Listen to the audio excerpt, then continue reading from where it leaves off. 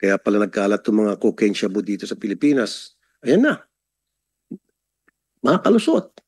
Eh kung 50 crew tapos 50 maleta, eh kinargahan ng cocaine, kinargahan ng shabu, o di ilang kilos din yan. Daan-daang kilo na yun. Okay. From now on, kailangan inspect lahat ng personal baggage ng bawat crew member.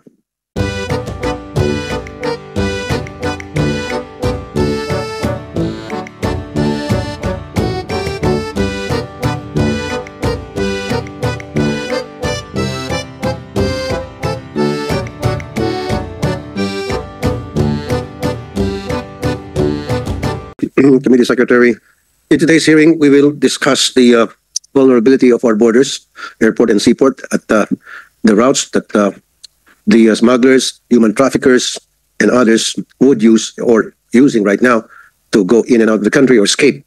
And sometimes our country, especially those fugitives who are evading arrest, just like what happened with Alice Go. So, pag-usapan natin, ano yung mga gagawin natin para mapalakas ang ating mga borders, excuse me, which is very important in this today's hearing. But before we proceed, I'll show you a video, Comsec.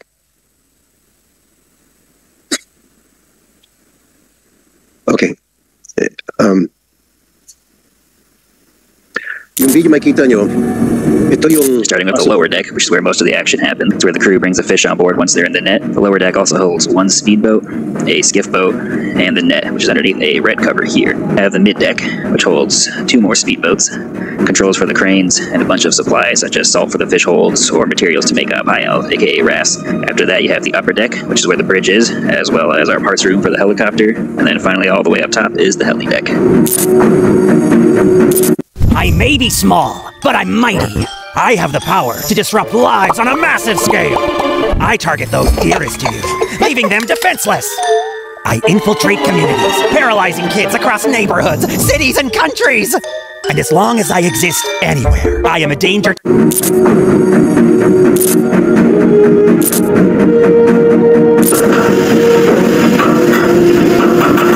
So makita nyo,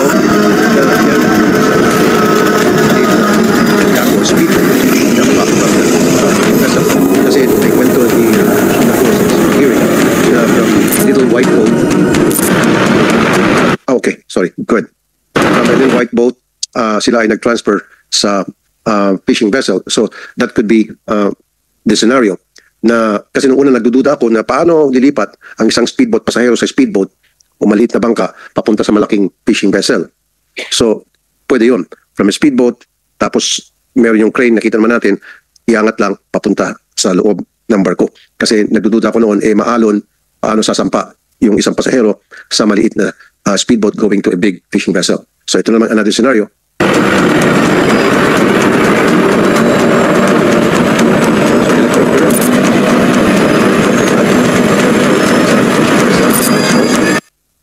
Yeah. So, maraming pamamaraan na para makatakas yung mga taong gustong tumakas ng bansa for one reason or another. And dito, kailangan natin palakasin ang trabaho ng ating mga Coast Guard, Marina, sa nakita naman natin kanina. Now, nandito ba natin Philippine Coast Guard? Good afternoon, sir. You're Captain Oliver S. Tanseco. Okay. Doon sa nakita mong video, Captain Tanseco, yan ba ay may idea na kayo na ginagamit ng mga taong patakas? Yan yung pwedeng ginamit nila para makalabas ng bansa.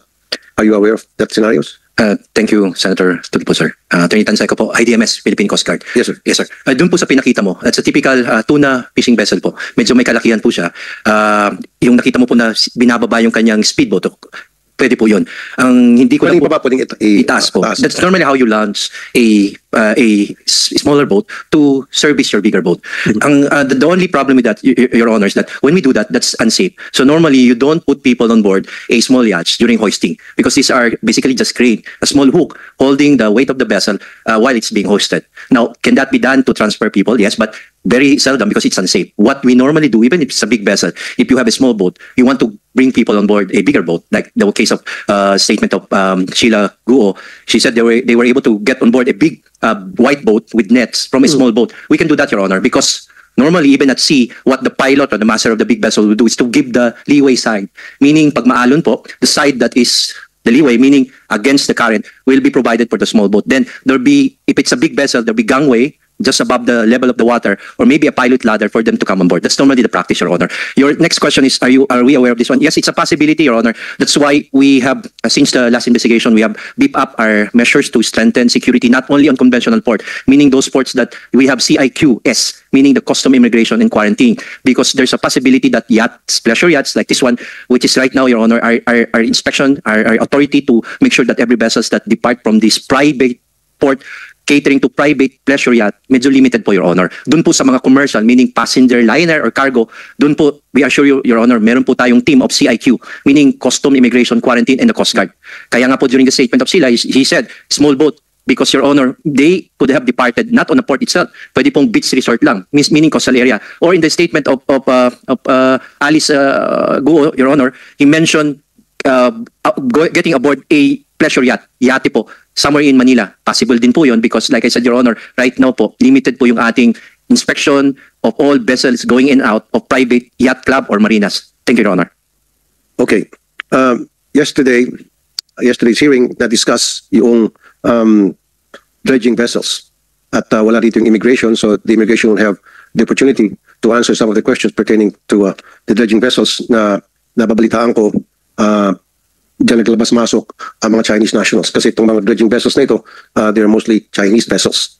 Now, immigration, customs and immigration and quarantine, if you're all here, run me through yung proseso pag dumating po ang isang Chinese dredging vessels. Paano po yung protocol? Maybe would like to answer first the immigration from the Bureau of Immigration. Do we have someone? You're from the Bureau of Immigration. What's your name po? Good morning, Mr. Chair. I'm Michelle Tadeo. I'm the Deputy Chief for Operations of the Bay Service Section of the Bureau. Okay. So for dredger vessels, Mr. Chair, the Bureau of Immigration receives a notice of arrival from the agent of the vessel. It's we usually receive this notice 24 hours upon the vessel's arrival in Manila or 48 hours prior to its arrival in our field office. How is it being sent? Cell phone, Viber? This is sent personally by the agent or by way of electronic mail. Mr. Electronic Chair. mail. Okay. So that's like 48 hours ahead. Ahead of time, Okay. Mr. Chair. And then? So the chief of the Bay Service Section assigns immigration boarding officers to conduct arrival formalities together with quarantine authorities and customs authorities. So paano malalaman na yung barko na humingi ng permiso na pumasok dito from another country ay nandiyan na umalapit na? In the notice of arrival, there is an estimated time of arrival, date and time of arrival there. Estimated time of Your arrival. Honor. So alam ba nilagay Monday, dating kami dyan, Monday ng 9 o'clock ng gabi. Okay? Tapos, sige po. Pagdating ng Monday 9 o'clock ng gabi, abangan nyo. Yes, before its arrival, the agent coordinates with CIQ na po as to the time and place where we will meet up. Okay. So sinasabi din doon sa hiningi permiso kung saan siya dadaong at anong oras. Yes, So in this Your case, Honor. just an example, sasabihin Monday, darating ako dyan sa Manila Bay, ganitong location at 9 p.m. So anong oras kayo pupunta? Pagdating ng Monday, pupuntahan yung barko. Usually, sir, an hour before the arrival, nandun na po kami. Abangan nyo. 4:30. Yes. At hindi naman ito dadaong sa pantala, no? Sa ano to? Sa gitna, sa dagat, tapos sasampahan nyo. Yes, Your Honor. Paano kung imbis na 9 o'clock ng gabi ang dating niya, dumating pala siya ng tanghali? Nino-notify din po kami ng Paano kung hindi sila agent, sir. nag-notify? Na tatrack po namin using marine, the app. Very good. Yung mga free na marine tracking So app. wala silang lusot doon? Yes, Okay, Your wala Honor. akong problema dyan. So, say dumating siya eksakto, 9 p.m. at nandun ni kayo eksakto, nagkasalubong. Paano yung sistema? So the procedure, Your Honor, is the quarantine medical authorities boards the vessel first. Mhm. Immigration comes in after quarantine medical officers clears the vessel from any infectious disease. Ilan po yung quarantine officers? Usual- Officers. Medical doctor usually isa Medical. po or dalawa. Isa o Opo, dalawa. mga Okay. doctor po. So after na magawa ng medical doctor, part of the quarantine group, dalawa, bababa na siya at aakit yung taga Bureau of Immigration and Customs po. Ilan So pong sabay po kami ng Sabay. Ilan pong taga-immigration? usually isa po or dalawa. Isa o dalawa? Yes. Ilan po taga-customs? Isa or dalawa din po. Okay. So sabihin na lang natin 4. Okay. Now, anong ginagawa nyo pagdating nyo na doon sa barko, pagdating na sa taas ng barko? Anong sistema ng pag-process doon sa barko? So we conduct the arrival boarding formalities with the master of the ship. Okay. And usually ang kasama po ng master is the chief mate. Mhm. So we inspect the travel documents po, Okay. and the crew list and passenger manifest of the ship. Pero for the dredger vessels po, lahat po yan ay crew ng barko. So, tinitingnan nyo yung manifest. After Yes, na makita Your nyo yung manifest, nakita nyo yung mga papeles, ano susunod? Nakita nyo maayos yung papeles at mukhang okay naman yung manifest, ano sunod po na gagawin ng Customs and Immigration? So customs performs their arrival formalities na po Which is? after immigration Ano po yung arrival formalities? ng customs, Your Honor. Okay, mamaya na sa Customs. Immigration kasi taga-immigration ka pala. Mhm. So, after na magawa ng Customs yung trabaho nila, ano naman po yung gagawing trabaho ng Immigration? So for immigration, sir, we determine kung may plans ng crew change Mhm. ang vessel, Okay. kung meron pong i-repatriate na crew. Okay.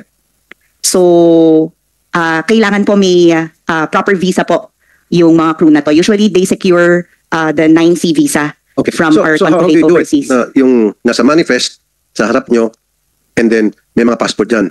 Yes, sir. Pwedeng sabihin natin 20 na passport, which means 20 na crew members. So ibabangga nyo doon sa manifest yung mga passport na hawak nyo. How Yes, about the sir. people, the crew? We muster in the crew, sir. Ano yung pinapapila nyo? Yes, Your Honor. Nakapila sila. Okay.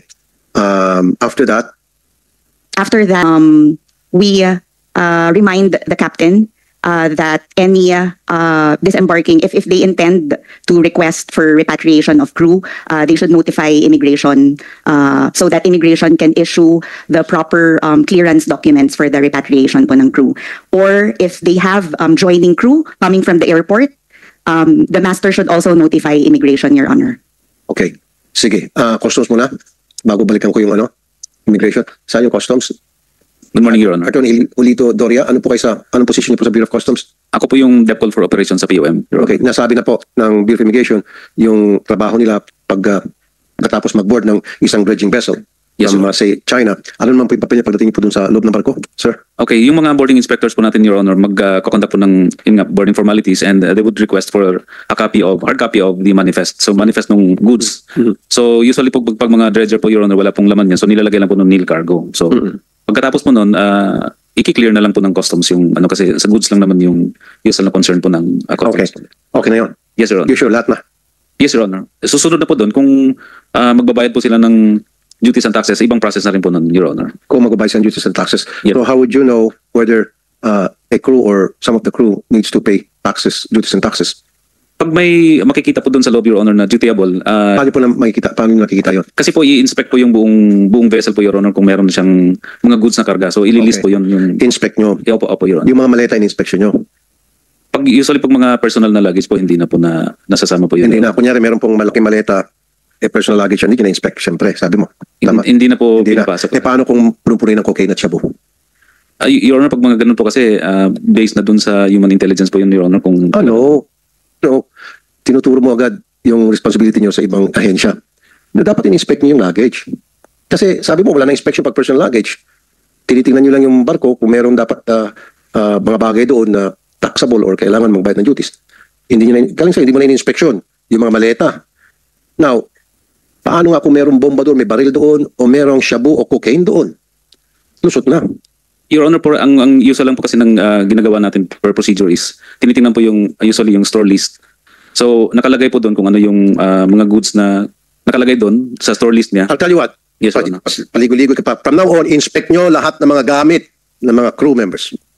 Physical inspection. Parang x-ray. Pag sa airport, darating mga gamit, may dinadaan ng x-ray yun para makita kung may laman, kung ano laman ng bagahe. Do that. Kasi, pwedeng isang maleta, may kargang shabu, may kargang mga baril, may kargang cocaine. Lusot na. Kung merong 20 na crew at yung 20 crew na yun, lahat sila tig-isang maletang cocaine, tapos tayo. Yes. From now on, kailangan inspect lahat ng personal baggage ng bawat crew member. I Yes, want you to do that. Okay? Yes, Your Honor. Nandito pa yung DOTR? DOTR, I would like you to coordinate with the Department of Justice kasi under sila sa DOJ. coordinate with Secretary Boying Remulla para masiguro na susundin nila itong direktiba ko. Okay. Kaya pala nagkalat ng mga cocaine shabu dito sa Pilipinas. Ayan na. Makakalusot. Kung 50 ang crew tapos 50 ang maleta, kinargahan ng cocaine, kinargahan ng shabu, o di ilang kilos din yan, daan-daang kilo na yun. Okay, next. Immigration. So paano niyo po na-account yung mga pasahero? Pinapapilan niyo? Tinatawag niyo sila, pila kayo dito, gano'n? Yes, Your Honor. Okay. Ano yun? Pipila sila sa harap ninyo? Saan banda doon? Usually sa master's deck. May deck po na So ina-assign. nag-aantay ka doon sa master's deck, tapos sabihin yung kapitan, tawag lahat ng mga crew nyo. Tama? Yes, Your Honor. We Sa muster master's in deck. all the Okay. crew. So darating yung isa-isa, yung crew members, tapos bibilangin nyo, susulat nyo sa papel, titingnan nyo yung mga pangalan, ibabangga nyo sa manifest, and then doon sa passport. Correct, Your Honor. Pag nakita nyo na tumutugmay na sa manifest, sa passport, saka yung physical, yung visual nakita nyo, yung physically there, alis na kayo. Yes, Your Honor. Ang daming butas. So you don't do physical inspection. Paano kung may nagtago doon sa engine room? Ang dideklara lang 20 o 20 kaming crew. And then yung pala may 50 ang nagtago doon sa engine room. Lusot sila.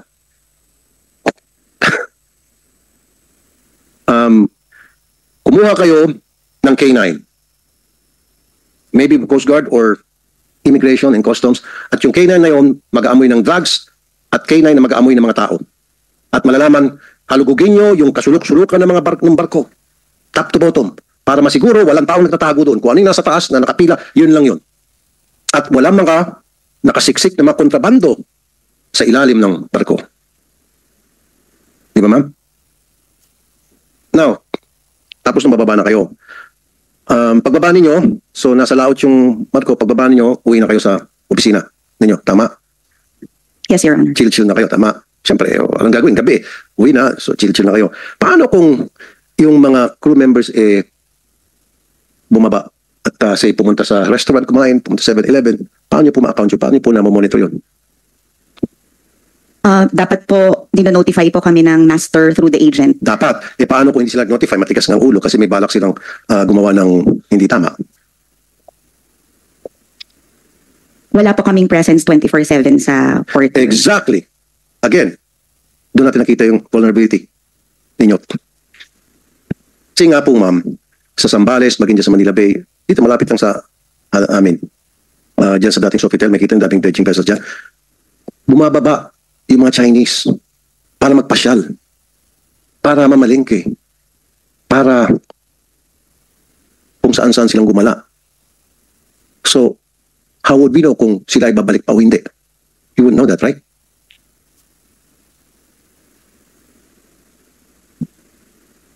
Your Honor, usually nalalaman na lang po namin kapag magde-depart na yung barko. Kasi ang minomonitor po namin is yung crew changes. Like yung number, yung dineclare nila na umakyat, yung nag-join na crew, Right. and then versus yung mga bumaba po at nag-sign off na po from their contract sa barko. Kaya nga, pag alis na ng barko, babalikan nyo sila. Siyempre magpapalam sa inyo na paalis na sila. So akyat ulit kayo, babanggay nyo dun sa records na meron kayo, hawak nyo from the time when they arrived, and Yes. then now they're departing. So magkakaroon ulit ng head counts. Yes, Your Honor. Doon po namin na monitor kung tama ho, kung consistent yung number of crew na record po namin sa office namin doon sa paalis na crew ng barko. Wala kayong way na para siguraduhin yung hawak nilang passport ay legit. Sila pa rin yun. Yung pagdating po sa pagtingin ng passport, we would know po if it's genuine or not. Okay. Kasi trained po yung mga immigration officers namin to do that. Very good. And we also ensure that the passport, the person in front of us is the owner of the passport. So we also have capability of Nice. determining kung imposter po ang Okay. kaharap namin. So, umakyat ulit kayo, siguro immigration na, wala na yung customs. Diba? Paalis na eh. Chinek nyo yung records na sinabit sa inyo nung dumating sila, and then ngayon paalis sila, ibabangga nyo yung nakikita nyo sa harap ninyo, yung sa manifest, ibabangga nyo yun, pati yung mga passport, and then the numbers of passengers versus the passport, kanon. After that, alis na kayo, bigyan nyo ng clearance na alis. Yes, Your Honor. So, alimbawa, 20 yung pasahero, yung crew, nung dumating, and then akyat kayo, binilang nyo, 1, 2, 3, 4, 5, 6, 7, 8, 9, 10, 20 palis, tumutugma, larga na. Yes, Your Honor. Paano kung pag-alis ng barko, hindi lang pala 20, kundi 40 na ang sakay noon? At kasama dun, at yung 20 na sakay doon ay mga kriminal sa Pogo na may mga tinatakasan na kaso rito or any criminals for that matter. Sumampa doon, sumakay doon sa barkong yon para makatakas na. So, wala kayong capability na para malaman nyo. We conduct a derogatory checking, Your Honor. When you say derogatory checking, Per all arriving and departing crew. ano ba po yung and derogatory passengers. checking? Kung meron po silang whole departure order or alert lists coming from intelligence agencies, Your No, Honor. that's not what I meant. Ang ibig sabihin, wala pala kayong ginagawang physical inspection. Every day, Your Honor, sa barko. Hindi, yung paalis na, pag umalis na yung barko, wala kayong ginagawang inspection. We do, Your Honor. Physical inspection. Yes, Your Honor. Hinahalughog nyo yung barko? That admittedly, Your Honor, hindi po namin nagagawa. Yung paghalughog sa lahat ng parts ng barko. Exactly. Yan ang sinabi ko. Kung 20 yung crew na dumating, yun yung bilang ninyo, and then pag alis, binilang nyo 20 pa rin. Ano nga kung yung 20 na crew kinargahan? Or ibig sabihin, yung barko na papalis na 20 yung crew ni register nung parating, pag alis, naging 40 na kasi, pero yung 20 ay tumago na sa kasulok-sulukan ng barko. At yun ay mga kriminal na patakas. You won't have the capability to know that. So anong plano para maayos itong problema, itong mga butas na nakita natin ngayon? How would you go about addressing it, ma'am? Your Honor, we should be able to inspect the entire ship. Probably we can ask assistance from security also, from the Philippine Coast Guard to help us in doing this, Your Honor. So, ang daming dumarating na Chinese vessels. Isa-isang buwan, ilang Chinese vessels sa dredging ang dumarating? At ilan ang umaalis? Wala po kaming data ngayon, Your Honor, pero dati usually sa isang buwan, siguro 2 or 3. That was last year po. So, base Or doon sa previous kwentuhan years. natin, at nakita natin yung butas, yung kahinaan ng sistema sa pag-inspect. Yan siguro ang dahilan kung bakit, isa sa mga dahilan kung bakit nagkalat ang mga droga dito. Isang dahilan siguro kung bakit ang dami mga taga-Pogo rito, mga Chinese na nagtrabaho sa Pogo na hindi registered.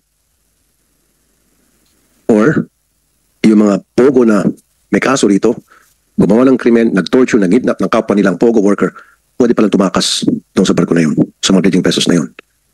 So, Philippine Coast Guard, hihingi daw sila ng tulong sa inyo. So, anong klaseng tulong may bigay nyo para matakpan yung butas, dagdag ng butas yung kanilang sistema? Thank you, Mr. Chair. Doon po sa discussion about yung CIQ, meron pong isa pang component yon. Yun yung sir. Yun yung security. Now, yung security po, ang role ng Coast Guard is part po ng aming mandate as far as port state control is concerned. Your Honor, signatory po tayo sa SOLAS Convention. Doon po sa SOLAS Convention, meron pong ISPS code, Your Honor. Yung ISPS code, Your Honor, is the International Ship Security for Port and Ships Facilities. Meaning, kasama po doon yung inspection na ginagawa ng Coast Guard kung ang barko po, Your Honor, during the CIQS inspection doon sa vessel before it enters our port, bago pa po yan dumikit, chinecheck po ng Coast Guard yung mga bagay na may kinalaman po sa safety ng crew at saka ng vessel. Doon pong nagkakaroon ng konting inspection po na ginagawa ang Coast Guard. Konti. Not thorough. Iba kasi yung thorough, iba yung konti. Kasi po, Your Honor, kung gusto man namin na matagalan, ang per ora po kasi ng barko para po from kung po yan po ay pilot area hanggang makarating sa port po para dumikit, mabilisan po talaga, Your Honor. That's international practice po talaga. Kasi po kailangan ibaba ang pasahero if it's a passenger vessel, cargo has to be unloaded and new cargos have to be loaded, mabilisan po talaga. Imagine niyo po, Your Honor, a 30,000 gross tonnage sa isang barko. Ang laki po ng square footage po niyan na dapat inspeksyonan. Not to mention mga spaces po niyan, cargo hold, engine room, at saka accommodation po, which is in the accommodation po ng barko. Gusto man po naming 100%, kailangan po talaga mabilisan po yan because the vessel has to dock, has to unload passenger and cargos as I No, mentioned I'm talking about the dredging vessel. Pag sa dredging vessel po, di smaller po ito, that we can do, Your Honor, kasi po dito nakasama sa trabaho po ng Philippine Coast Guard is to make sure na yung vessel po, yung crew niya that are going to stay and operate the vessel, kailangan po pumasok po sa requirement po ng manning, sa training po, including So kasama ka sa pagsampa. So CIQS. Yes po, yes sir, Your Honor. Part po yan ng port state control function ng Coast Guard. So in-inspect yung inalugog nyo. Yes po, Your Honor. Somewhat because inspection in a sense that is a vessel's equipment as far as prevention ng pollution, Your Honor, firefighting, pagdating po sa load line, ballast water po ito. These are international. Hindi ako interested sa mga kagamitan. Yes, sorry po, Your Honor. Sa mga Yes, equipment. Yes po. I'm interested doon sa mga tao. doon sa tao as far as their proficiency to operate the equipment. Kung ang nakalagay sa kanya sa crew manifest niya po. Kasi ang pinag-usapan natin, di ba ko naintindihan sa human trafficking Opo, sir. issue na ito. So, hindi nyo po, sinabi ng immigration, sinabi na po ng customs. So, kaya nga pinasa ng immigration yung security issue sa inyo. So, wala talaga kayong ginagawang pag-i-inspect o hinahalugog yung buong vessel, itong dredging vessel, para masiguro na walang tatago dun sa mga engine at lahat ay nasa deck at nakapila para to be accounted for. Admittedly, Your Honor, wala pong ganong thorough inspection po. But Okay. ang tanong po, how can we help? Your Honor, meron po kaming K9. We'll be willing to assist the customs pagdating po sa search po ng vessel po kung may drugs po yan, because dalawang klase po, explosives or drugs. So yun po, we will provide. We have personnel that can assist po sa immigration, custom, and of course other agencies. Kung kulang po sila sa tawa, we are willing to be deputized, meaning i-train how we can inspect po yung documents po as far as passports concerned. Kung sakali pong kulang sa tao or maraming barko, including dredging vessel po, not only in Manila but also in Mindanao. Your Honor, yun po ang siguro ang magandang tulong ng Coast Guard po, not only to the Department of Transportation but to other agencies as well. Thank you. Meron ba kayong mga K9? Marami po ang Coast Guard. Surprisingly po, mas marami pa po yata kami sa PNP sa K9 because ang isang trabaho po ng Coast Guard is ensure the safety of every vessels that are docked in our country. So doon po tayo. So, gamitin nyo yun pag kayo sumasampa sa mga dredging vessel na galing sa China. We will submit to your wisdom, Your Honor. Isasama po namin yan sa procedure po namin as we speak, Your Honor. Yung drugs, ammunition, and of course, yung mga tao, Correct, maamoy na may taong nagtatago dyan, so pwedeng palabasin, pwedeng inspection, pwedeng kapupan. So you'll do that now. Ma'am, please don't laugh. Don't do that. Seryoso kami lahat, tapos kayong dalawang tatawanan kayo ni Mr. Attorney Toria. Don't do that again. Sorry, Your Honor. Thank you, ma'am. Thank you, ma'am. Sige po, gawa na lang po kayo ng proper coordination sa customs, sa immigration, and yung sabi ko yung DOTR will coordinate with DOJ para masiguro na masunod yung pinag-usapan natin dito. Yes, Your Honor. Pero clarification po. Go ahead po. Will this be DOJ? Kasi ang Bureau of Customs reports to DOF, while BID is DOJ. Yan. Okay. So DOJ and DOF. Thank you. Thank you for that correction. Sige, DOF and DOJ, yung mga secretary doon. So proper coordination. Anyway, yung Coast Guard naman under sa DOTR. Okay. Sige. Now, yung sa airport nga pala, may nakita kong picture na I would like to commend the MIA, Manila International Airport, dahil nung mag-usap tayo noon, sir, sinabi ko, palagi ako nag-alboroto tungkol doon sa General Aviation Terminal at yun ay it will serve as a processing center para sa mga VIPs na umaalis at dumarating sakay ng isang private o chartered plane. So meron na, can we show the picture? Okay. Pakita ka natin. Yan. Yan na yun. Yan after na mag-usap tayo, yan after na sinabihan ko kayo na maglagay ng Aviation Processing Center. Yes, sir. Yep. Thank you, Mr. Eric Jose Ines, sir. Thank you. Okay. So, yung papalis ng mga pasahero sakay ng charter plane, hindi na sila pwedeng pumasok sa gate. Hindi na sila pwedeng dumiretso-diretso sa tarmac. Opo. Okay. Dadaan sila dyan, so merong frisking. Opo. Good. Then after na ma-frisk sila, yung kanilang mga gamit ay dinadaan sa x-ray. Opo. Very good. After madaan sa x-ray, yung passport nila ini-scan sa isang sabot Yes, sir. sa immigration. Perfect. That's exactly what I want. Okay. Thank you, sir. And kailan po nangyari yan? Mula po nung inutos po niyo yan, ginawa po namin. August 1 po tayo nung minirenew sa amin. Nagawa po namin agad na inayos na lang po namin yung office po, yung sa Terminal 4, yung binanggit ko po sa inyo last time. Pagkatapos po, nakita po namin yung mga dapat na ayusin na gamit, so inayos po namin. So by the end of August po, nakaready na po yun. However, nakita po namin yung ibang mga pagkukulang na until now, meron pa po nakikita na ayusin po hanggang bukas po yun. Because kahapon po, nagkaroon po ka ng orientation ulit sa mga gumagamit po ng aviation area para malaman po nila. Bukas naman po magkakaroon kami ng final run-through sapagkat bukas po ng ating gabi ay ta-turn over na po namin sa San Miguel po. Okay. Again, maraming salamat po sa inyo dyan sa MIA Authority. Salamat din po. I really appreciate that. Matagal ko na kasing inalboroto yan at tinupad nyo rin yung aking request. Thank you so much. Yan po ay ginagawa, well, MIA ka lang, ano, yung Kaap siguro ay gawin din natin sa iba't ibang airport. Saan Kaap? Is Kaap here? Sir? Yes, sir. General Banayan, sir. I'm the Chief Security Intelligence Service. Okay. Mabuti sa mga na-airports natin, meron na. Okay. Paano po sa mga probinsya? Meron na rin ba? Processing Center? General Aviation Terminal? Nung dinirect niyo po ang to have it implemented vigorously, and we immediately directed our airport security managers to see to it that the policies and the SOPs that we have actually established should be strictly implemented. Okay. Strictly implemented. Define strictly implemented in your dictionary, sir. Sir, ang ibig sabihin na yung mga procedures na dapat nakalagay sa mga halimbawa sa mga access areas. Sorry, sir, nahirapan po kayo, General. Paiksin ko na lang. Meron ba kayong general aviation terminal tulad ng ginawa ng MIA dito sa mga NAIA airport natin? Wala po tayong GenAb areas. So walang processing center para doon sa mga pasahero ng mga chartered Doon po flights pa rin palabas po. ng bansa? Doon po pa rin po sa passenger terminal ang processing. Pinoprocess. Doon po dumadaan ang mga pasahero. So kapag merong chartered flight sa Cebu, and then lilipad kung saan man bansa, ipoprocess sa regular terminal sa Cebu International Airport? I don't think so. Sir, I have with me the air traffic service chief. Sige po, pwede There po. is a process that we na-establish dyan. For clarity, may I request Sige po. our ATS chief to explain it. Sige po. Thank you, sir. Sana po yung ATS chief po ninyo. Miss Marlene Singson, Your Honor. Ma'am, magandang umaga po, ma'am. Magandang umaga po, Your Honor. Marlene Singson from Air Traffic Service. Actually, sir, if you remember yung sa MIA pong incident before, na Chinese din sila, immediately after that, we strengthened our process doon sa processing ng flight plan. Naglagay po tayo ng layers of security. Kaya po yung mga flight plans na pinaprocess namin, we make sure na naka-attach na po yung sa PNP clearance, particularly PNP ABSEU. We also have the clearance from CIQ, sir. And nandun na rin po yung process ng boarding. As to yung usage of the terminal, hindi po siya, sir, nakahiwalay sa commercial sa co-operated airports po na may mga GenAb. Hindi naman po sila din ganun kadami. Meron pong process na ang nag-i-implement are the airport managers together with the airport security and the CSIS group ng CAAP, sir, sa mga co-operated airports. May designated area po where they process the general aviation passengers. Doon mismo po sa passenger terminal. Ang naging directive po kasi ni Captain Tamayo, our Director General, is to allocate a certain portion of the terminal building in processing GenAb passengers. So yun po siya mismo, sir. Nakapasok lang po siya doon. Is this implemented, ma'am?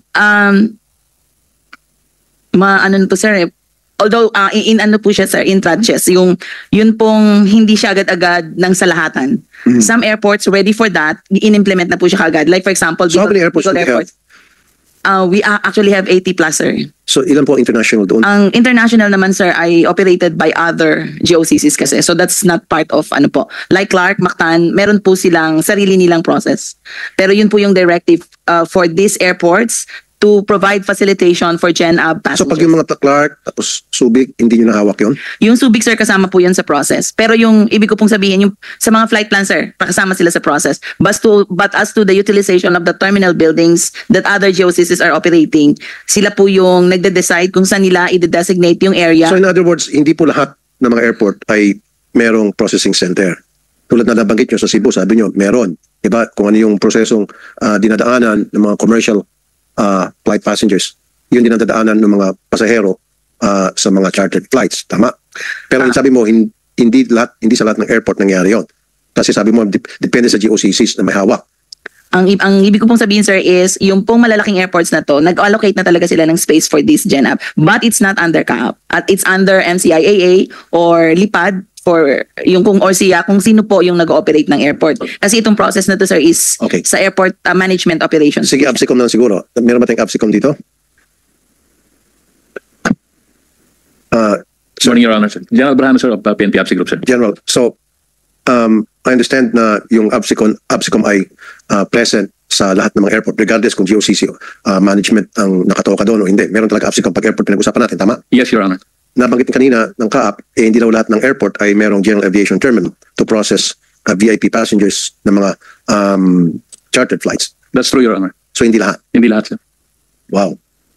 So ibig sabihin, pwedeng makatakas ang isang fugitive na evading arrest. Pumuntang China, pumuntang Hong Kong or anywhere because hindi pala na Can I clarify that, Your Honor? o mag-smuggle. Yes, sir. Yes, sir. In my understanding, sir, ang nabanggit ng CAAP, sir, hindi lahat merong common terminal to process yung general aviation flights. In those cases, doon nagpo-process, sir, sa aircraft operators hangar mismo, sir. sa hangar. Yes, sir. Doon ipoprocess yung Yung if it is an international flight, sir, yung CIQS, Customs, Immigration and Security and Quarantine, sir, ay nagpupunta doon sa hangar mismo, sir, para i-process, sir, yung flight, sir. yung flights Yes, at i-process yung mga pasahero. Opo, sir.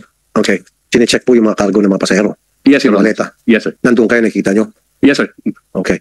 Now, paano kung alimbawa yung passport na hawak ng pasahero na sakay ng charter flight ay hindi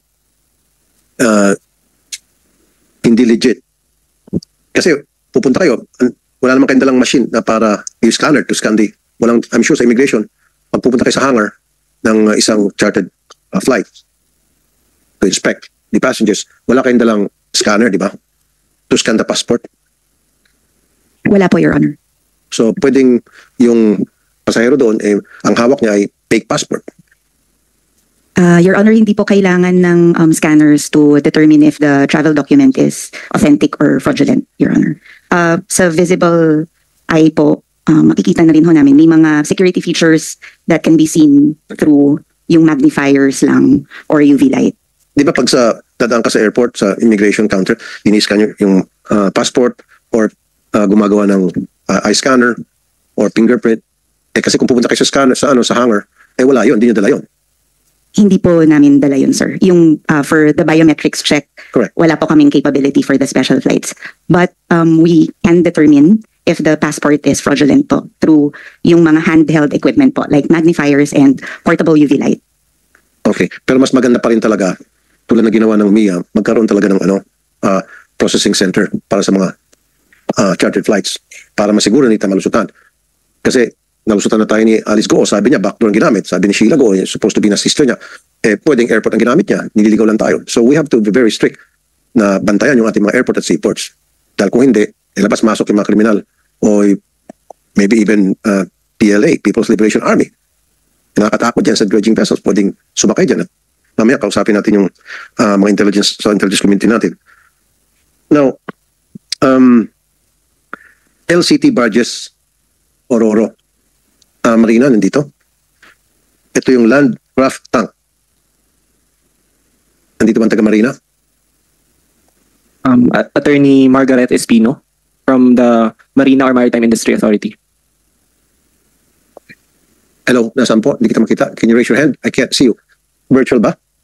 Oh, physical? Can you raise your hand, sir? I can hear your voice, but I can't see you. Marina? Okay. Department of Tourism, well, we're waiting for the Marina. We have Assistant Secretary Judilyn Kiat-Chon. Okay. Department of Tourism, ASIC, Yes, Kiat-Chon. Ma'am, marami akong nababalitaan na yung mga foreign nationals, mag-apply sila bilang investors, as retirement visa. Anong tawag noon? Meron tawag doon SRRB po. SRRB. Paano po na-process yung SRRB? How is it being processed? Your Honor, currently Ano yung sabi ng SRRB, ma'am? Special Retirement Resident Visa. Special Retirement Resident Visa. Anong requirements po nun? I'm sorry, Your Honor, I'm not the proper person to really explain this. We have an attached agency, the PRA, the Philippine Retirement Authority, which can properly present this. But PRA is under... Is an attached agency. It has a general manager as well, and my current capacity is really for regional monitoring services. Okay. I cannot properly explain it. But do we have COMSEC, a member of the SRA? Today, PRA, excuse me, PRA? Today, I'm joined by our TIAZA group, not with PRA. We were not informed that PRA is supposed to be here to tackle such concern. Kasi may butas po dyan, maabuso po yan, ma'am. Mag-apply sila retirement visa kuno. And then, pagdating dito, hindi naman talaga yun ang purpose. Kundi ay para magnegosyo o pumasok sa Pogo at mag-money launder, etc. So gusto ko lang sana malaman yung proseso, screening process, yung pagbebet doon sa mga applicants. So hindi mo masasagot yan, okay lang. We can submit to the committee the procedures of PRA, Your Honor. Sige, ma'am. Sige, Thank sa you. next hearing. Salamat po. Thank you, Your Honor. Kaya, Chon. Marina, Attorney Margaret Espino, Maritime Industry Authority, ma'am. Good morning po. Alam niyo po itong LCT? Landing Craft Tank? Yung LCT barges po, sir. Barges, yes, ma'am. Yes po. Okay. Itong LCT supposed to be cargo vessels to. Yes, talaga. bakit nyo pinayagan noong 2023, last year, na sila ay papasok ng mga pasahero? Merong Marina Circular Number 2009-23. These are supposedly vessels na designed for transporting cargos like truck, bus. Ngayon, pinapayagan nyo na mag-transport ng mga pasahero. Sir, hindi po talaga sila, based po kasi dun sa build ng LCT barges, they are not designed to be passenger cargos. That's what we have been discussing po kasi they cannot really be converted because of their initial build. That's yung safety features din po kasi they basically don't have safety features fit for human transportation. But there are some, sir, that do convert their LCT barges into passenger cargos because hindi po kasi nila most po kasi ng old boats, since hindi po maka-acquire ng newer ones, nako-convert po yung iba and yung barges po into passenger vessels. We do not po, sir, because before since yung mandate po ni Marina is to monitor po yung from birth to death ng isang vessel. Yeah, kasi noong 2009 po, nag-issue po kayo ng Certificate of Public Convenience. So allowing these LCTs na to transport passengers. And some of them converted the vessel to become a passenger vessel. Ba't yung po pinayagan? Sabi niyo nga mismo, hindi to design para mag-transport ng mga pasahero. Design ito para mag-transport ng mga cargo. So, ba't kayo nag-issue ng Certificate of Public Convenience to allow these LCTs mag-transport ng mga passengers? Sir, most likely po yung mga pinasa po nilang plans po sa amin to acquire safety certificates and yung Certificate of Public Convenience and yung ship registry po, they might have either passed different plans or Passed different ano po? Plans po. Yung So, nagpasa ng different plans? They might have, sir, because we would not have otherwise allowed or issued safety certificates. So mag-issue na lang, cancelin niyo po yung Certificate of Public Convenience para sa mga LCTs. Cancelin niyo na po yung circle number meron kayo na allowing them to transport passengers. At pag-uuli niyo sila kapag hindi sumunod. Kasi for the safety of the passengers as well. Kasi ang disenyo niya, ikaw na mismo nagsabi, para sa mga cargo. Apo, sir. Ang ginagawa ng mga ito, pinapayagan nilang pumasok yung mga bus at yung mga bus puno ng mga pasahero. O pumasok ang mga van, commercial van, na may mga kasama pasahero. Dapat hindi, di po ba? Yes po, sir. Okay. So, paano niyo po ma-implement to, ma'am? Right now po, sir, we're coordinating with other government agencies to issue new circulars to better improve po yung safety ng mga vessels since part po ng aming maritime industry development goals yung safety po. So right now po, ang cornerstone po namin safety. So we're trying to come up po with better circulars for inspection po and for yung safety po ng vessels. Andito ba meron bang representative ng PISA dito? PISA? Okay. Yeah, yung PISA kasi ma'am, nagreklamo sa office ko. And kaya pinatawag ko sila para makaharap kayo. Ayun o. PISA. Good morning, Mr. Chairman. Good morning. Attorney Aguilar, Executive Director of the Philippine Inter-Island Shipping Association. Now, with respect to this issue, we've been complaining to Marina about the practice of so many LCTs, especially in the south, besides Mindanao.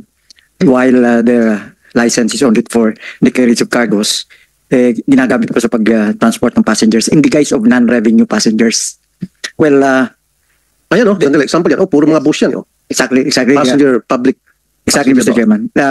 The reasons why we're complaining about it is, one is on the issue of unfair competition.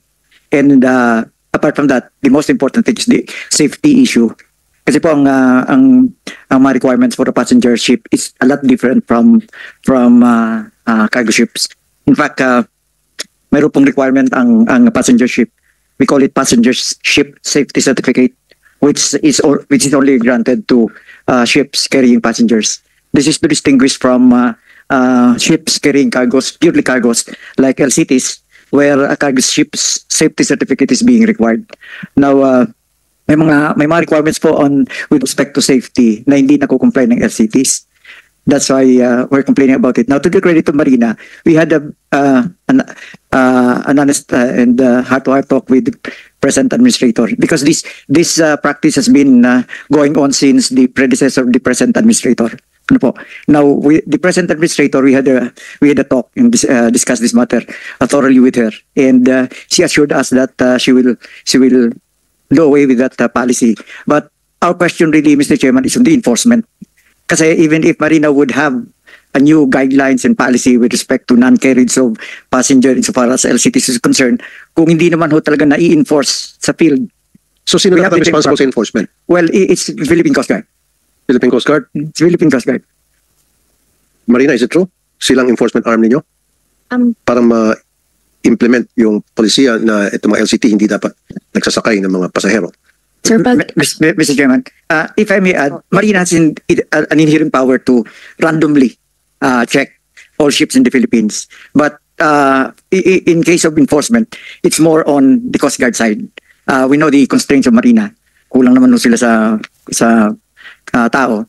Whereas Philippine Coast Guard is mayroon ho silang tao all throughout the archipelago. Kaya we believe that it's more on enforcement is more on the Coast Guard side. Okay, Philippine Coast Guard. Lahat naman ng mga vessel na umaalis sa pier, that these are being subjected to inspection by the Philippine Coast Guard. So, ito pong LCTs, in-inspect mo ba? Your Honor, yes po. Under our mandate, Republic Act 9993, all merchant vessels are subject to inspection to ensure safety and security of the vessel. Tama po yun, including the LCT. But then again, Your Honor, if the vessel's papers, documents, CPC included, issued by duly authorized agency states that the vessel is such, then the Coast Guard is duty bound to inspect, as what the record would say. If the records of the boat, including LCT, case in point, the one that you shown earlier, says it's a passenger or RoRo or a cargo passenger, normally that's the case, Your Honor. Passenger and cargo po. So RoRo included. So our hands are tied kasi yun lang po ang nasa papel niya. Sinecheck lang po namin as far as load lines concerned. Hindi overloaded. Sobra ba sa pasahero? Ito po ba ay may safety manning po? Basically, it's seaworthiness, Your Honor. Thank you, Your Honor. Thank you, Captain Tanseco. So, ma'am, ginagawa naman pala ng Coast Guard yung trabaho, kaya lang tali yung kamay nila dahil umasa sila doon sa polisiya ninyo. So, ang polisiya ninyong bago is pinapayagan nyo itong mga LCTs na mag-transport ng mga pasahero na hindi dapat. So, maybe you issue a memorandum sa Coast Guard stating na from now on, hindi na papayagan ang mga LCTs na mag-transport ng mga pasahero. Can you do that? Yes, sir. Kailan po natin maasahan yan? By Monday, meron na po tayong memo. Ito pala, sa Department of Maritime, si Yusek Elmer Francisco. Yes, Mr. Chair. Meron na pong mandato ang DOTR sa Marina to review yung polisiya na ito. Dahil po sa complaint din po ng PISA, nakarating kay Secretary. At napagsabihan po namin ng Marina to review so that we can discuss this during the board meeting. Ang board meeting po namin in 2 weeks. Kaya ito, baka po mapag-uusapan na po ito. Maraming salamat po. Okay, so in 2 weeks, pag-uusapan niyo po, maayos na yung problema. Okay, very good. PISA? You satisfied doon sa sinabi? Yes, Your Honor. Yes, Mr. Chairman. There will be a board meeting of Marina by the end of this month or thereabouts. So we will see. We will see, Mr. Chairman. Okay, Philippine Coast Guard. So, yes, Your Honor. Inspection ng LCTs at meron pong sakay dyan sa mga bus. May sakay ng mga pasahero, sa halimbawa, delivery van, may sakay ng pasahero. Paano po malaman kung yung mga pasahero yan ay tulad nila Alice Go at ginamit yung LCTs para patakas? Your Honor, kung sa case po ni Alice Go, kung meron po kaming information, sample po, may SDO po at yan barko na yan ay palabas ng Pilipinas o ng ating jurisdiction, hawak po namin yun, then we can stop. We can detain and then turn over to the proper authorities. Paano kung walang pong intel kayo matanggap? Your Honor, kung ganun po, medyo mahirapan po kami kasi kung wala pong authority for us to detain, hindi naman po pumasok sa mandate namin, hindi po overloaded yung barko. Wala naman po, hindi lang sa case ni Alice Go, kundi in general po, somebody is wanted at wala po kaming hawak nung what the PNP has at the moment po na talagang meron pong electronic warrant of arrest, then we cannot, Your Honor, kasi po limited din po yung aming capability. Pero sagutin ko po rin yung tanong ko, kung meron po kaming hawak at kami po inaparnisan na ito pong taong to ay possible sumakay, lumabas ng bansa at hawak po namin yung kanyang warrant, then we can stop, Your Honor. Let's say merong LCT barge na from Luzon going to Tawi-Tawi and then Tawi-Tawi going to Sabah, Malaysia. Takas na yun, backdoor ang tawag doon. So, pwedeng gamitin itong LCTs na para makatakas ang isang fugitive. Possible.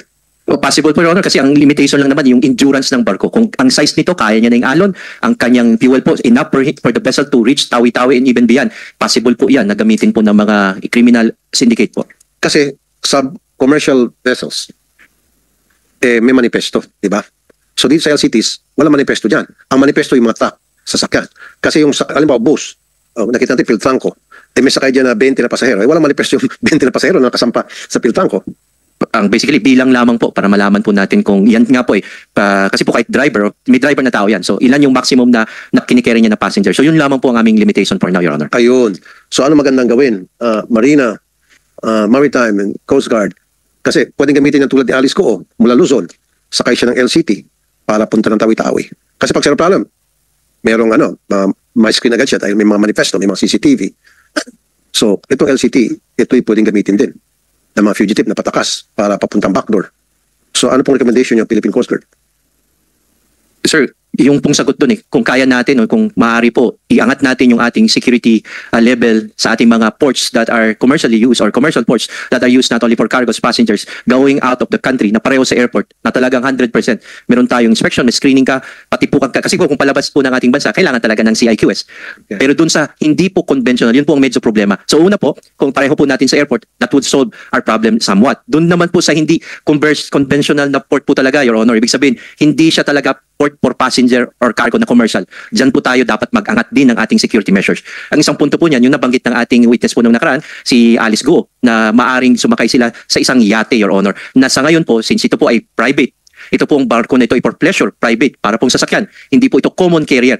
Nakagaya nga po ng sinabi, may CPC, mayroon pong prangkisa. Kasi nga, cargo or tao ang sinasakay. Yun po muna ngayon ng medyo gray areas. Yung sagot din naman po doon, Your Honor, ang Coast Guard po, willing po at gagawin po namin coordination doon po sa CIQS para ma-cover din sila dahil may capability po itong mga yating ito na lumabas ng ating bansa at pumunta sa isang port sa ibang bansa at bumalik, Your Honor. So ibig sabihin, ang mga yate ay hindi dumadaan sa inspection ng CIQ?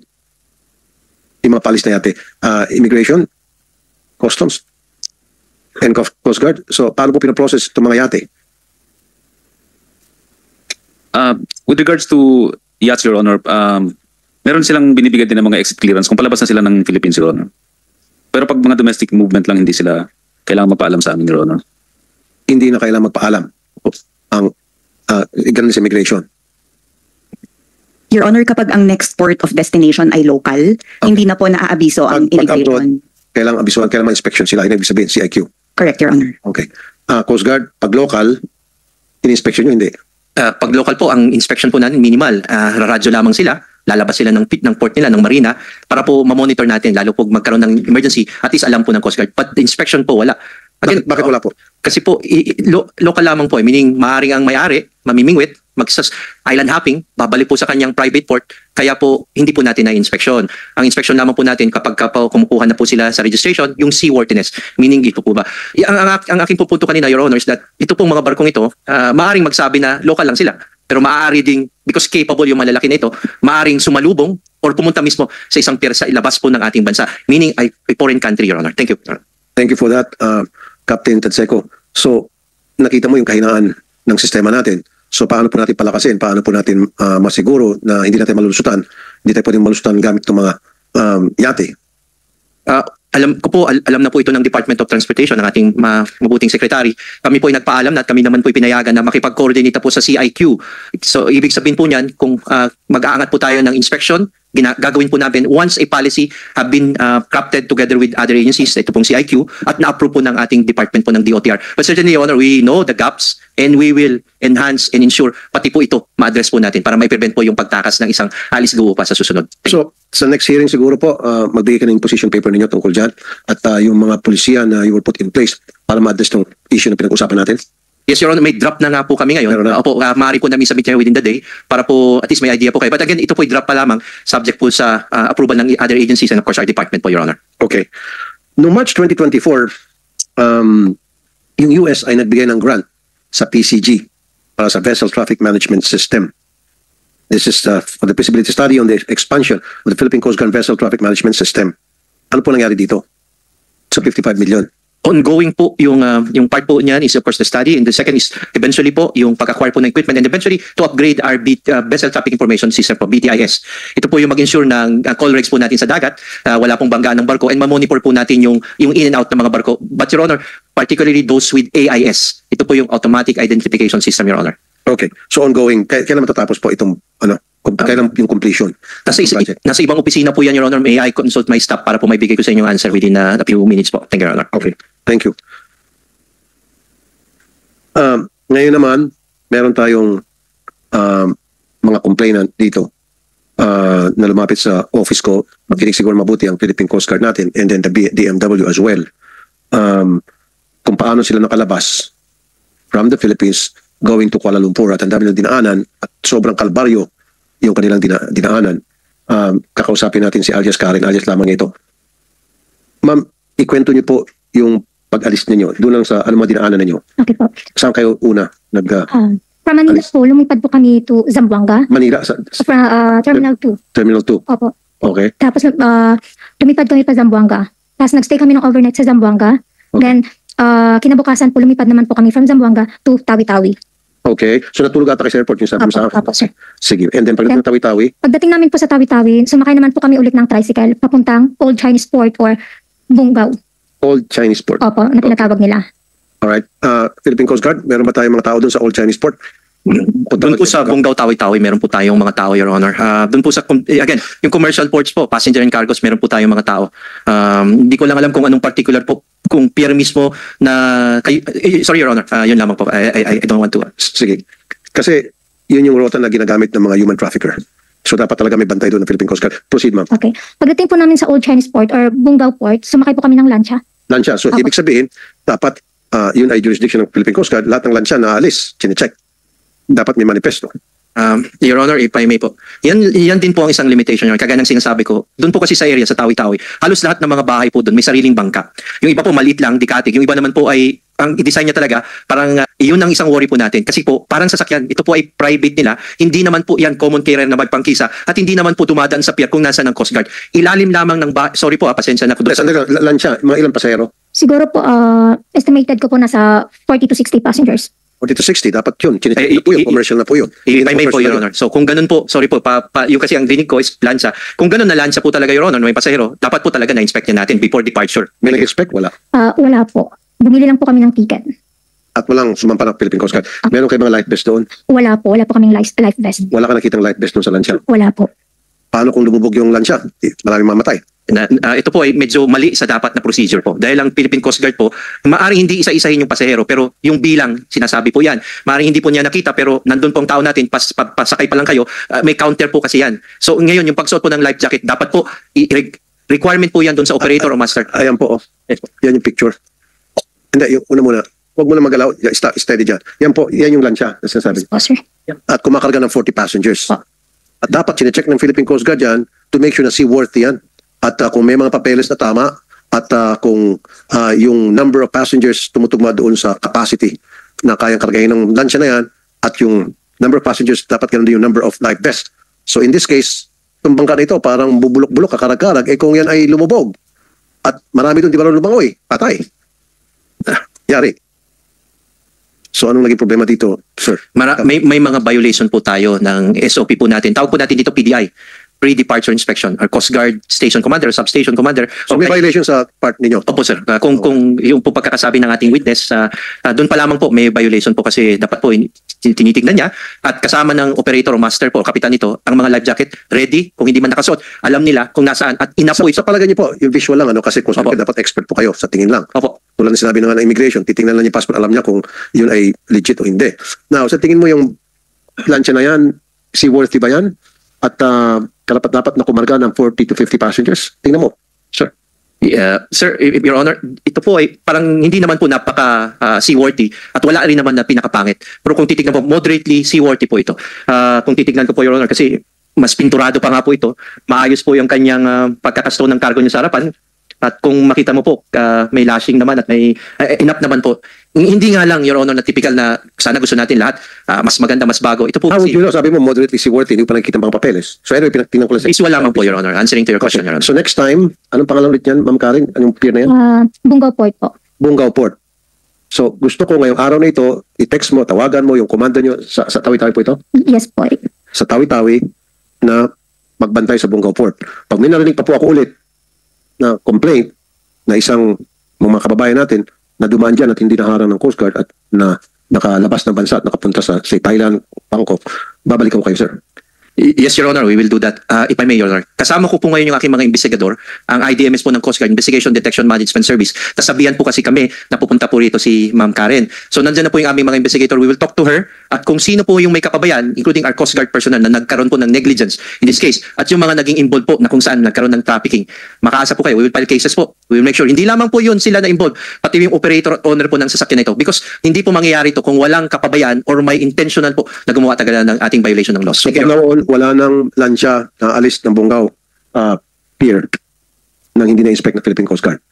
At siguraduhin lahat ng mga lansya na umalis dyan, seaworthy, and at the same time, kung seaworthy man sila, yung kanilang life vest or life jacket, tugma doon sa number of passengers. Okay, sir?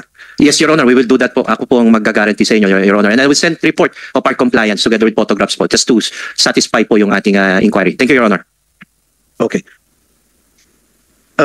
Meron ba taga DILG rito? Yes, Your Honor. ASEC Romeo Benitez.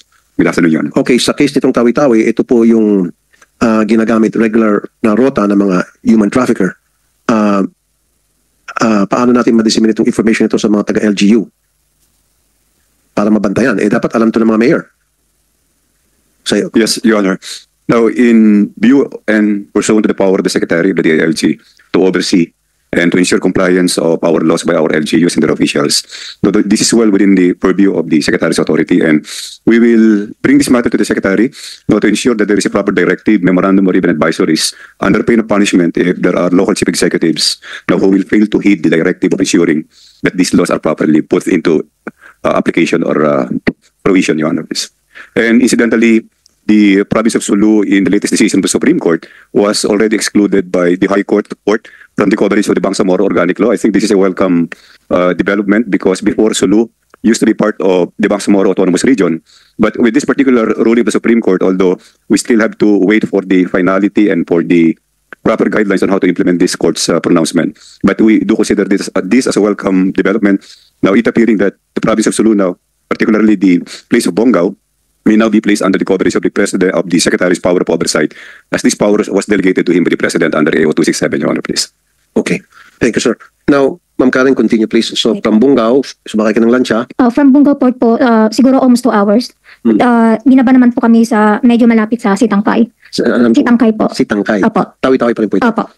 Pinakadulo na po. Okay, sa Sitangkay, ano pong nangyari? Since hindi makapasok yung lansya doon sa pinakalooban po, binaba kami sa medyo mataas pa yung tubig. And then nag-transfer po kami sa isang bangka, maliit na bangka. Yung parang paangat yung sa unahan na di-motor po. Parang pamboat, ano?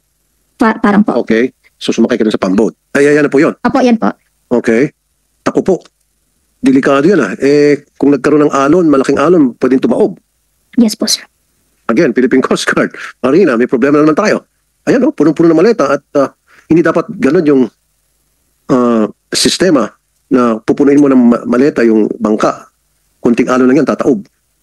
Wala ba monitoring yung Marina? Tungkol dyan? Anyway, Coast Guard and Marina? Sir, if I may po, pag mga ganitong sizes po kasi, we monitor po based dun sa gross tonnage ng vessels. Pag ganito po kaliit, we do not monitor na po pag ganito. So, sino dapat monitor yung safety niya? So, ibig sabihin, pag malaki ka lang, pero maliit ka lang, hindi ka namin papansinin. So, lahat ng mga maliliit, pwede na po mag-violate. Sir, if I may po, LGUs na po, pag ganito po ka-small. Okay. DILG? Well, if that is the case, Your Honor, as long as it is within the power of oversight of the department, then we will monitor.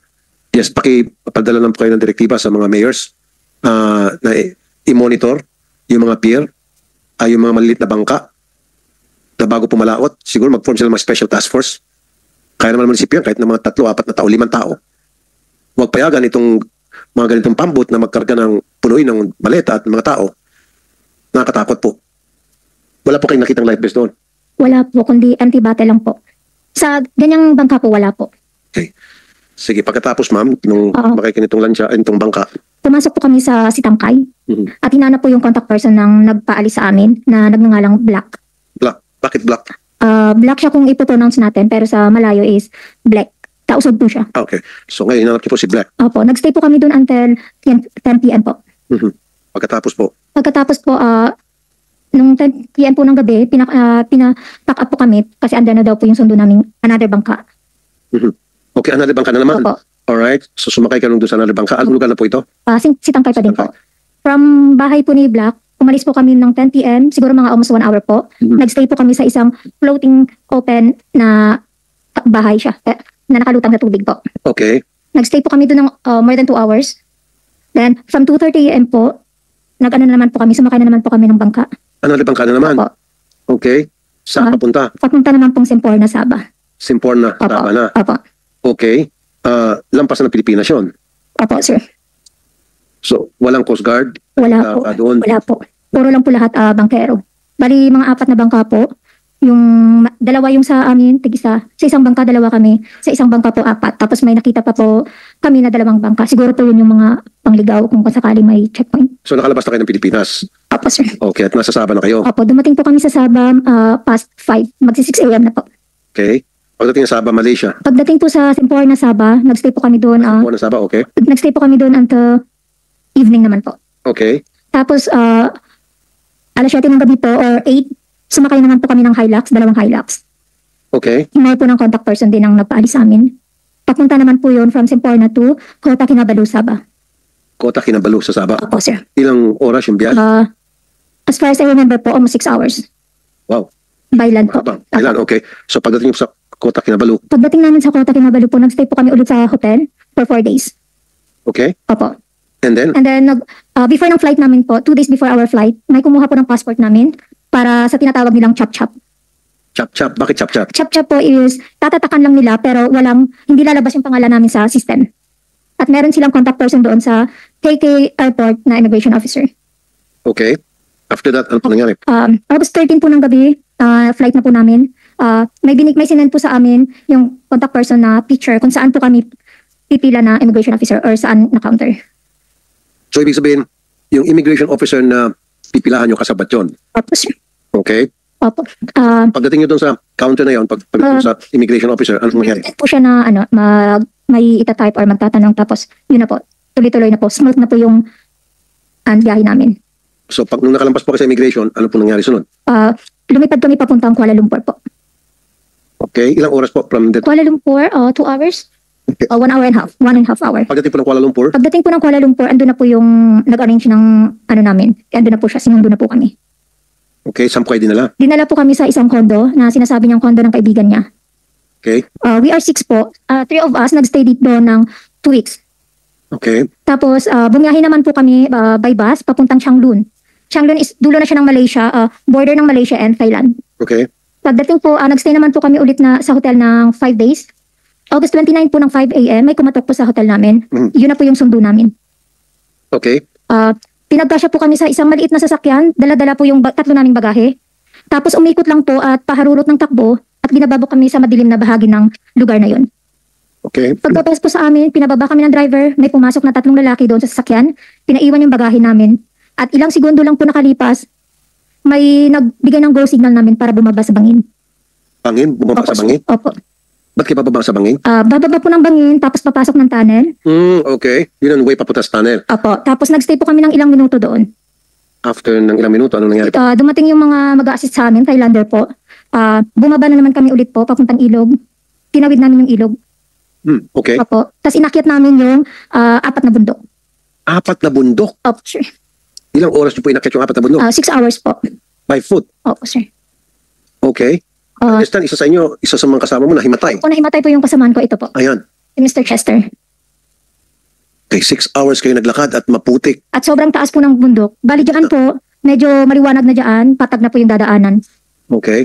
Opo, sir. After na 6 hours na paglalakad ninyo sa 4 na bundok, narating niyo po destination niyo, ano po yung lugar na yun? Ay, nakita po kami ng parang barbed wire. Yun lang po yung bubuksan, tapos papasok po kami, isasara po nila ulit. Yun na po yung border ng Thailand. Oh, at wala kang nakitang mga border patrol? Wala pa po. So, pagdating niyo po sa Thailand? After, may sumundo po ulit sa amin ng 2 motorcycle. Papunta naman po yun sa giba na bahay. Nagstay po kami ng 1 oras mahigit, tapos dumating yung pick-up na magsusundo sa amin. Okay, tapos okay sundo ng pick-up? Pag sundo po sa amin ng pick-up, huminto po muna kami sa hindi pa nakakalayo doon sa giba na bahay. Nag-transfer po kami ulit sa isang pick-up na naman po. Okay. Yung pick-up na yun, na huling pick-up po, dinerecho po kami sa Pidang Bizar, na katabi nun is custom po at saka immigration. Okay. binabaw yung backpack namin po, tapos pinapasok kami dun sa immigration office at tinatakan po yung passport namin. Yun po ay meron, lalabas po talaga sa system. Yun, nakapasok na, hindi na kunyari yung immigration Opo. officer. May mga Talagang fingerprints na nilalagay. po. Okay. So after that, ano After that, hinatid kami ng ahente papuntang hotel po. Okay. Ilang araw ka nag-stay sa hotel? Sorry po? Ilang araw po ka nag-stay sa hotel? Stay kami sa hotel siguro 2 days po. Okay, after 2 days, After 2 days po, nag-flight naman po kami August 31 papuntang Bangkok, Thailand. ang dami yung dinaanan. Sir, Grabe, okay. So pagdating ng Bangkok, Thailand, pagdating ng Bangkok, Thailand, since na September 1 pa po yung flight namin pa Europe, nag-book po ulit ng hotel yung nagpaalis sa amin. Nag-stay po kami ng 1 night until September 1 ng tanghali po. okay, after nung September 1 tanghali, Pumunta po kami, diretso po kami sa airport sa Varnabom. Doon po kami nagstay hanggang makapag-check-in po kami. at saan papunta yung flight? Papunta po sana Korea for layover. Sa Korea for okay. 5 hours na layover po papuntang Europe. So, ano nangyari po doon? 7:30 po, pumila na po kami para sa check-in. Yun na po, nagtaka na po yung nasa counter. Kinuha yung passport namin at saka yung working permit na dala-dala namin. Okay. At doon nalaman na yung working permit ninyo ay Una po is nagtaka siya, kung magtatrabaho daw po kami sa Europe, bakit wala kaming bagahe na i-check-in? kasi nga yung bagahe nyo kinuha, ano? Opo, Okay. Kinuha nung nung ahente po ahente. na nagsundo sa amin. So, nakapagtaka nga naman, pupunta ka ng Europe, wala kang dalang bagahe. Opo.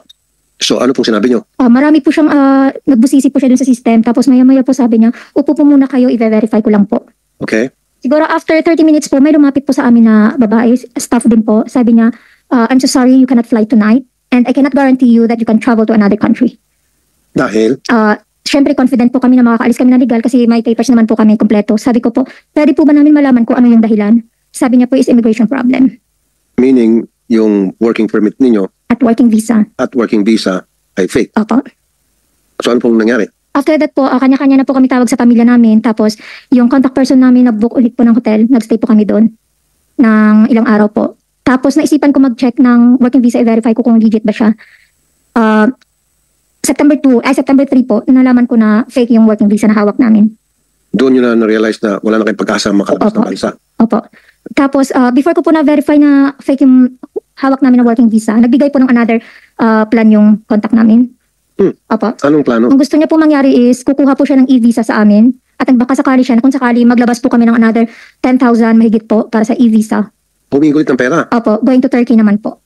Pumayag kayo. Hindi po. Una sa lahat, wala na po kaming mailalabas na pera kasi hindi na-refund sa amin yung plane ticket. Okay. In short, hindi natuloy yung transaction na yun and then hanggang sa tumawag kayo sa amin. Opo, sir.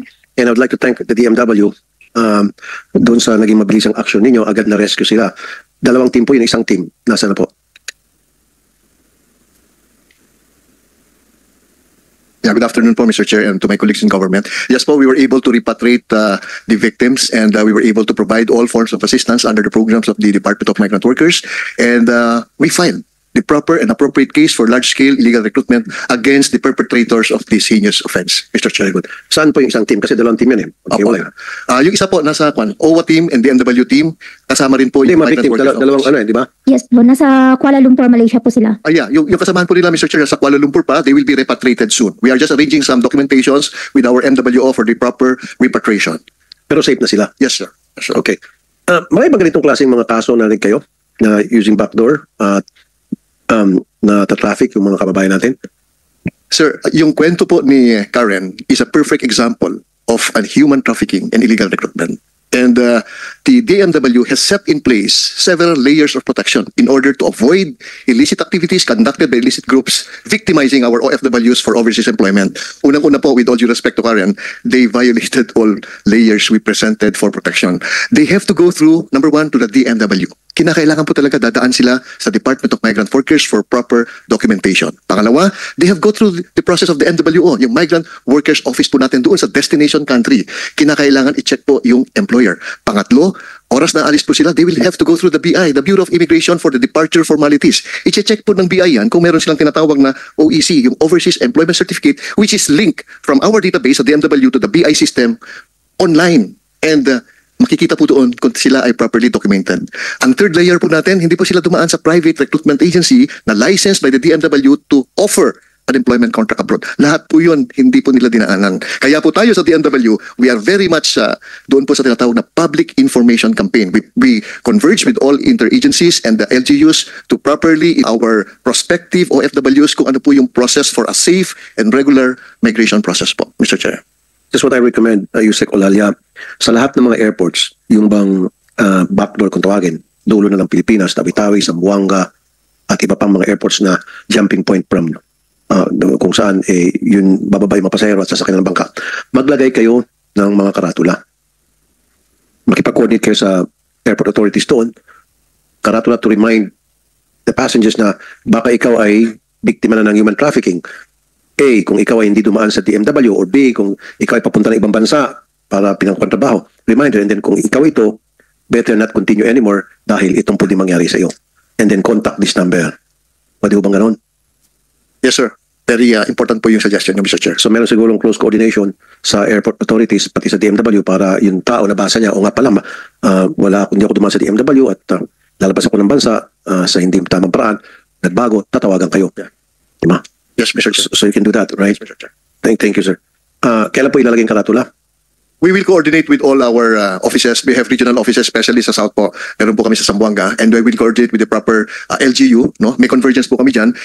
I-anticipate po namin na makikipag-usap po yung aming regional director doon sa lahat ng LGUs involved, especially doon sa Tawi-Tawi, sa port na binanggit po ni Karen, and sa lahat po ng backdoor illegal pathways po ng migration. Very good. So mga sako po yan. Pwede ba natin masabi next month meron na po mga karatula? Baka masyado matagal yun, Mr. Chair. Yan ang gusto ko sa iyo, next week. First time ko. Wow, Mr. this is the first time na yung isang empleyado ng gobyerno, binibigyan ko ng taning, yung taning binigay ko, panis. Kasi mas matindi ka sa Yusek Olalia. So kailan bukas? ASAP po, Mr. Chair. As soon as possible po, Mr. Chair. Well, hindi ko tatanggapin pag-ASAP. It could be, ang ASAP is next month. Balik tayo doon sa original sabi ko. Next week po, Mr. Chair. Next week. Next week tayo. Thank you, sir. Thank you, sir. Nabanggit ni Ma'am Karen yung chap-chap sa immigration natin dito sa Pilipinas. Alam niyo itong chap-chap? Hindi ba ito ginagawa dito sa Pilipinas? Dito nangyari? Ang masasabi ko lang po, Mr. Chair, kung dumaan siya sa proper inspection procedure sa regular parts po natin, ay hindi po namin sana napaalis po si Miss Karen. Naririnig ko po yung chap-chap. Ang ibig po yata sabihin nito is yung pagsastamp sa passport. Yun po yung parang code ng mga sindikato. Kasi, pagkakaintindi ko, sabi niya, ituturo yung sila sa isang lane. Doon ka lang dadaan kasi yung immigration officer doon, alam na kung anong gagawin. Kunyari, nagtatype sa computer. Kunyari, tatatak-tatak, pero wala naman. Kunyari lang, tama? And then lusot ka na. Am I right? Opo, sir. Hindi lalabas yung pangalan namin sa system. Pero pag titingnan mo yung passport, meron po talaga siyang stamp. So, ganun nangyari kay Alice Goong, marahil. Your Honor, ang pagkakaalam ko po, nangyari yan sa Malaysia. Yes. Hindi po sa Pilipinas. No, alam ko. Ibig sabihin, posibleng nangyayari yan dito sa Pilipinas. Na sasabihin nung kasabat na sindikato, yan, sa lane number 3 kayo dumaan kasi kaibigan natin yung immigration officer dyan at itchap-chap yung passport. May mga nakasuhan na po kami in the past sa immigration po na gumawa po niyan. So, hindi ho namin tinotolerate ito sa immigration. So, anong polisiya meron po kayo in place para masiguro na hindi makalusot na itong chap-chap modus? Meron po kaming SQing para po hindi makapamili ang mga pasahero kung saan po sila mag-queue sa airports po natin. Okay. So hindi makapagpili mga pasahero? Your Honor, may dagdag po ako. Sige. Meron din pong random seat assignments po sa mga immigration officers po namin sa airport. So nalalaman na lang po nila yon on the day ng duty po nila. Okay. Nandito ba yung ISAF natin? Mr. Chair, good morning. I'm Major Sala from ISAF. Hi, Major. Okay, narinig po yung kwento niya, yung backdoor na dinadaanan ng mga smuggler para i-traffic itong mga kababayan natin. So, posibleng po din gamitin niya ng mga terorista papasok ng ating bansa. Is that something na nasa radar ninyo na para masiguro hindi tayo malusutan ng mga terorista? Yes, Your Honor. Actually, not only in the area of Sambos Sulta, but technically all around the Philippines, it could happen, Your Honor. Pero yan po yung minomonitor ng ISAF, Intelligence Service of the Armed Forces of the Philippines. Yes, Mr. Chair. Continuous po monitoring. Yes, we have. Okay. Yung NICA, National Intelligence Coordinating Agency. Nandito? Nika, ma'am, your name po?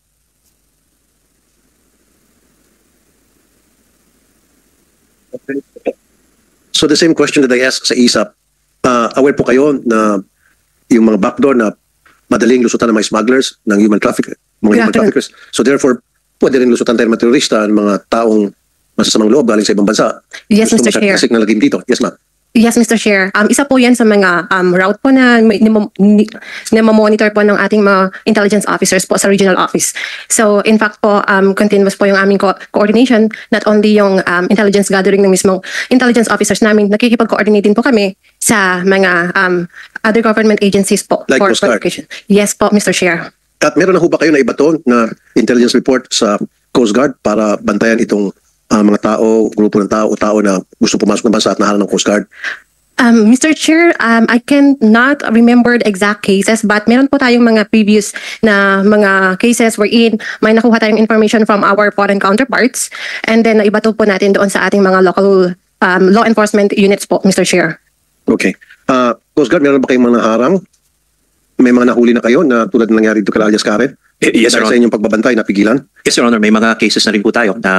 Best cases po natin in the past. Again, this is not the sole effort of the Philippine Coast Guard, but through intelligence fusion, networking with our counterpart, particularly with the AFP, the PNP, and of course, intelligence service po ng ating AFP. Thank you, Ito Your Honor. nakasuhan po mga ito. Yes, Your Honor. Kumusta naman po yung mga kaso nila? Yung iba po na convict na ay again I will provide the committee with a report po ng aming cases that have been filed that resulted to conviction na in the past, particularly the cases po ng illegal trafficking person. Thank you, Your Honor. DMW, okay naman yung pag-alaga nyo dito sa mga victim? Yes po, Mr. Chair. We will continue to engage all the victims, and we will get some important informations in order to prevent future activities like this, Mr. Chair. Okay. Meron bang hindi ko natawag dito, present, and would like to share their opinion or say anything? Wala? Okay. Coast Guard, mukhang meron ka sabihin? Masipag si Coast Guard, ah. So kung wala, notices and invitations for the next succeeding meetings will be sent accordingly. There being no other matters for consideration, this hearing is hereby suspended. Thank you, ladies and gentlemen. Thank you po.